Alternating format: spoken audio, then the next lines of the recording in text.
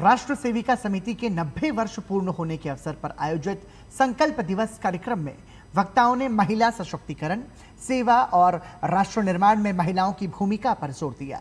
अखिल भारतीय सह कार्यवाहिका अलका इनामदार ने समिति की संस्थापिका लक्ष्मीबाई केलकर को नमन करते हुए कहा कि राष्ट्र सेविका समिति आज विश्व का सबसे बड़ा महिला संगठन बन चुकी है और देश भर में इसकी 5000 से अधिक शाखाएं सेवा, संस्कार और राष्ट्र निर्माण का कार्य कर रही हैं।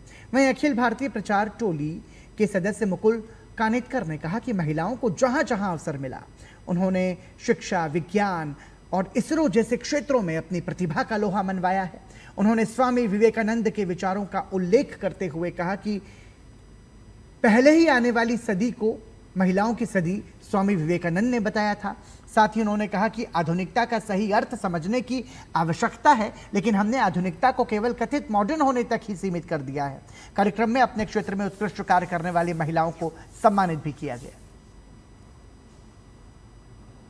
कोई भी संगठन यदि निरंतरता से 90 साल या 100 साल पूर्ण करता है तो उसके लिए 3 बातें बहुत महत्वपूर्ण होती है। एक तो संगठन का अधिष्ठान, कौन से विचारधारा पर यह संगठन चल रहा है, इस विचारधारा ने अपना कार्य कौन से अधिष्ठान पर खड़ा किया है।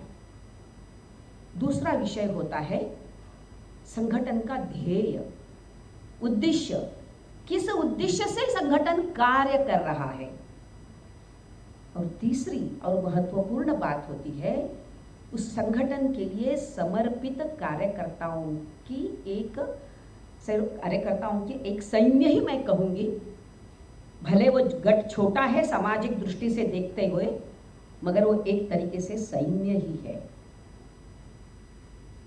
नारी के नेतृत्व का अर्थ है उन कीर्ति श्री शवाक नारी नाम स्मृति मेधा धृति क्षमा, ये जो भगवान श्री कृष्ण ने 6 सप्तगुण 7 गुण बताए कि दिव्यत्व दिव्यता नारी में इन 7 गुणों में प्रकट हुई है। समाज में ये आदर्श बनने चाहिए। जब समाज का आदर्श ये नारीत्व का आदर्श बन जाएगा, हर पुरुष भी अपने सर्वोच्च आदर्श को अपने जीवन में मातृत्व को मानने लगेगा, तब रमन्ते तत्र देवता, तब राष्ट्र देने वालों का, त्याग करने वालों का राष्ट्र होता है।